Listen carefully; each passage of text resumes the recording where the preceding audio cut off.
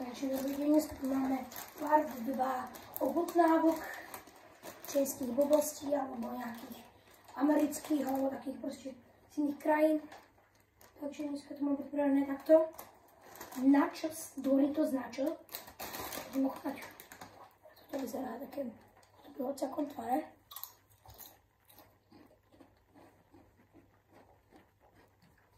Tak mám také štvorčeky. Také krupičné. A nakoniec ešte tam potom máte veľmi to veľmi dobre voní. A to je iba v príchuti syru. A takto mohol vyzerať originál, keď ho chcete, keď nie je zlomený.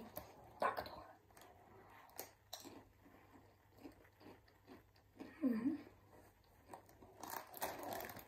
Takto to vyzerá vnútri. Tak vyzerá obal, vloženie. Dám si vám.